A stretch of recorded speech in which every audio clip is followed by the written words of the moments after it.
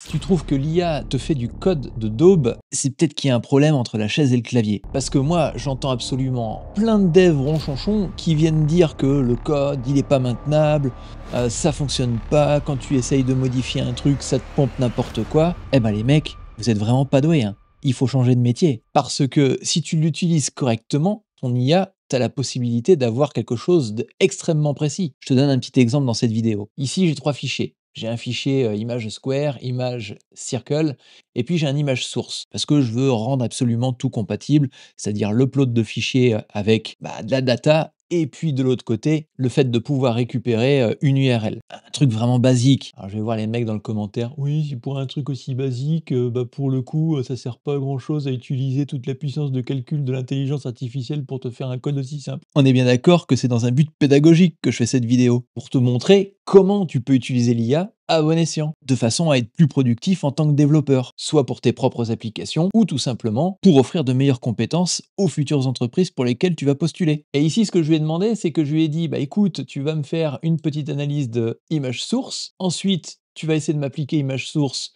sur Image Circle. Tu vois que je suis pas allé quand même comme un gros cochon en disant tiens, tu prends tout le code comme un gros pâté, t'analyses tout et tu me ponds du code. C'est généralement ce qui arrive aux devs ronchonchons anti-intelligence artificielle qui utilisent pour la première fois l'intelligence dans leur code. Et effectivement, ça fait un plat de spaghetti. Sauf que là, première étape, deuxième étape et troisième étape, tu essayes d'impliquer la modification sur tous les fichiers. Et quatrième étape, tu prends tous tes fichiers et tu demandes à Copilot de te faire une analyse et potentiellement de te faire un petit refacto. Et tu vois qu'étape par étape, on peut réussir à arriver à quelque chose de plutôt propre. J'ai dit plutôt propre, j'ai pas dit parfait. Parce que bien évidemment que derrière, tu vas relire le code, tu vas faire des petites modifications avec tes petites habitudes de vieux dev, et puis voilà, ça va bien se passer. Qu'est-ce qu'il nous propose comme modification d'ailleurs? Il me propose de faire une image abstraite. C'est logique, on a un point commun entre l'image square et puis l'image circle. Ça me semble quand même cohérent. Il me propose de faire une petite classe abstraite pour avoir les différents états des images et qui va extendre notre classe abstraite plus globale. Donc il y a une petite architecture quand même assez solide sur la structuration des différentes données. Ensuite, on va retrouver tous les petits états d'initialisation, de changement d'état et de loading et de build global aux images, ça me paraît pas mal. Et puis d'autres petites méthodes de widgets qu'il est venu rajouter. Et enfin, l'objectif, c'est d'implémenter tout ce que l'on a mis en place dans nos différents widgets. Image circle, et je pense qu'il me propose en dessous, image square, avec la classe abstraite. Et je sais pas si t'as vu, mais comme je suis sur une base de code qui est quand même assez badass maintenant, puisque je code tout un SaaS avec Flutter, eh bien il arrive à détecter les moments où les petites méthodes peuvent potentiellement être deprecated. Et ça m'a pris quoi? 5 minutes à tout casser? Et je mets n'importe quel développeur ronchonchon anti-IA de me dire qu'il arriverait à faire tout ça en moins de 5 minutes. Impossible. Eh ben on va appliquer tout ça, on va tester, hein. J'ai envie de dire, qu'est-ce qu'il me propose? De créer un fichier abstract image dans Atom.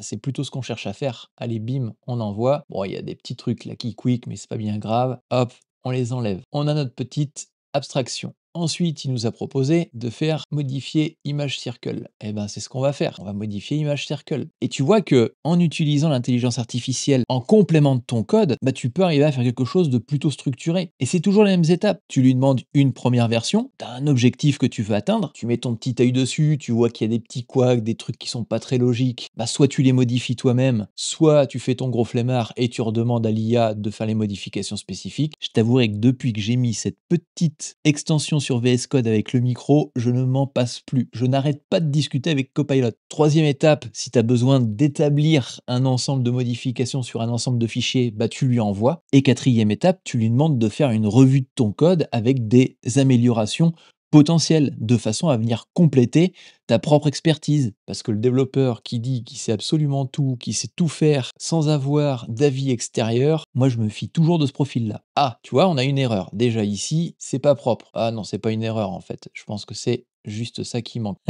Zut, je voulais avoir une erreur dans cette vidéo pour donner tort à l'IA. Mais c'est pas aujourd'hui. Ensuite, on a l'autre classe à implémenter, image square, boum, on envoie tout ça, il fait les petites modifications qui vont bien. J'aurais pu être plus critique, notamment avec l'intelligence artificielle, sur ce cas spécifique, parce que je suis en train de retravailler une partie des fondamentaux de mon application, c'est qu'il avait déjà des tests unitaires et ils sont en train de péter. Mais ça, de toute façon, je m'en doutais un petit peu que ça allait arriver à un moment ou à un autre. J'aurais pu aller beaucoup plus loin. J'aurais pu lui demander de prendre les tests unitaires et de rester compatible avec les tests unitaires pour ne pas modifier le comportement final de l'application. Ça, j'ai déjà fait et je peux te dire que ça marche plutôt bien. Et en ce moment, d'ailleurs, je suis en train de tester une autre façon de faire, c'est-à-dire que je rédige les tests avant, je lui donne ce que je veux avant et derrière, eh bien, il va broder ce qu'il a à broder pour pouvoir répondre à mon besoin. Et je t'avouerai que c'est plutôt sympathique à faire. Bon, même problématique, il a besoin d'un port. Est-ce que tu crois que ça va marcher du premier coup, ça? On va utiliser le petit widget book, je vais aller me mettre directement sur les images dans Atom. Ah non, j'ai pas d'Atom image, c'est vrai. Eh ben, on va prendre ça comme exemple. Déjà, comme on peut le voir, les modifications que j'ai apportées, malgré les tests, elle est pas complètement défoncée, mon image. Ah si, un peu. Ouais, c'est normal. Parce que ici, bah, en fin de compte, il s'attend plus à un file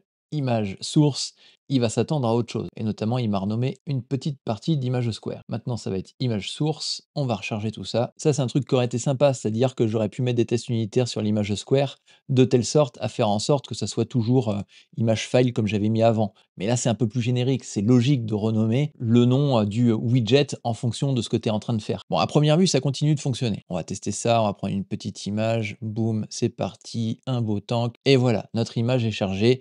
Notre widget fonctionne correctement. Et tu vois qu'en y allant par étapes, et pas comme un gros sagouin de Benjamin Code qui utilise l'intelligence artificielle de Stinger pour créer tout un site et qui perd tous les contextes dans tous les sens, parce que c'est ce qui arrive en fin de compte, Benjamin Code dans sa vidéo. Si t'as pas vu la vidéo, je vais te laisser aller la voir parce qu'elle est assez sympathique quand même. Eh bien, tu te retrouves en tant que grand chef d'orchestre, grand chef de projet, où bah, tu demandes à plein de petits développeurs derrière, l'intelligence artificielle, de te coder un truc sans que toi t'y connaisses quoi que ce soit dans le dev parce que, bah, tu es chef de projet et un chef de projet, ça connaît pas toujours le développement, c'est faux. Eh bien, tu vas demander à tes petits devs de, coder un certain nombre de choses. Tiens, tu vois? C'est uniquement que des modifications liées, pour l'instant, à mon changement de nom. Ce que je vais faire, c'est qu'on va faire un contrôle F et je vais faire, hop, ça, comme ça, hop, test est rangé. On va lancer le test, on va voir si ça fonctionne. Et donc oui, tu te retrouves en tant que chef d'orchestre à diriger un ensemble, bah, d'une équipe de, développeurs qui vont effectuer des modifications.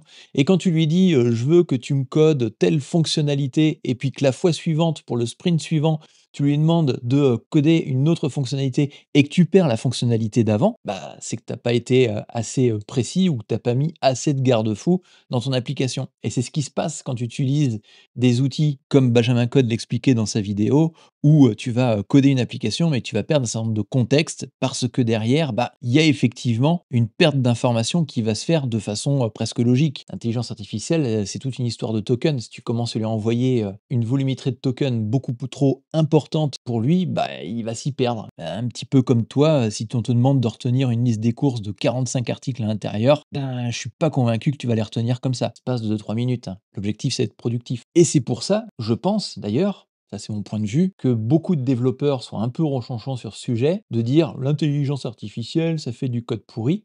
Mais ça fait du code pourri parce que tu lui as demandé quelque chose beaucoup trop important pour son contexte. Il faut être précis, comme quand tu drives, comme quand tu donnes de l'information à quelqu'un. Tu veux qu'il fasse le travail correctement, il faut que tu lui donnes des consignes précises. Et le fait d'y aller en mode chirurgie, c'est-à-dire que bah, tu prends des petites informations de temps en temps, tu lui rajoutes des petites briques supplémentaires, et ben tu peux construire une application qui est robuste, maintenable, solide, testable. Tu vois, là j'ai juste eu une propriété à changer. Rien d'autre. Et mes tests sont passés. Après, très honnêtement, je pense que les gens, en fait, ont peur que l'intelligence artificielle remplace leur propre job. Ce qui arrivera forcément à un moment ou un autre, de toute façon. Il y a 3-4 ans de ça, je disais que Flutter allait arriver en force dans les applications mobiles, que c'était une bonne technologie et que de plus en plus de développeurs allaient reprendre en main cette technologie. Eh ben, j'avais raison. Et je pense vraiment que l'intelligence artificielle, dans le travail des développeurs, c'est quelque chose qui va devenir presque un indispensable. Dis-toi que si des grosses entreprises de plus de 600 salariés intègrent l'intelligence artificielle dans leur processus, c'est qu'à mon avis, les mecs, ils ont sniffé un truc, tu vois. Et je pense que si les développeurs ne commencent pas à s'acclimater ou à intégrer tout simplement l'IA dans leur propre code, dans leur propre façon de coder, dans leur workflow de travail, eh ben, c'est fini pour eux, quoi. Désolé les mecs, hein, ça fait pas plaisir à entendre, mais fini pour vous. Allez, hop, remove tous les commentaires. J'aime pas les petits commentaires. Qu'est-ce que c'est chiant l'IA qui t'ajoute des commentaires tout le temps. Pourtant, je lui ai mis dans les prompts, hein, de base de pas me mettre trop de commentaires, mais il m'en met tout le temps. Il va être gentil avec moi, c'est pour ça. C'est parce que je suis gentil avec lui, donc du coup, il veut me le rendre. Il a un grand cœur. Voilà, voilà, c'est tout ce que j'avais à dire en fait sur l'IA aujourd'hui. Parce que bon, j'ai vu ma dernière vidéo, les mecs ils sont pas contents parce que l'intelligence artificielle, non, ça fait pas du bon dev. Bah, pas se poser la question sur l'intelligence artificielle, mais plutôt sur la personne qui l'utilise. Ça, c'est ce qu'on appelle du déni de réalité.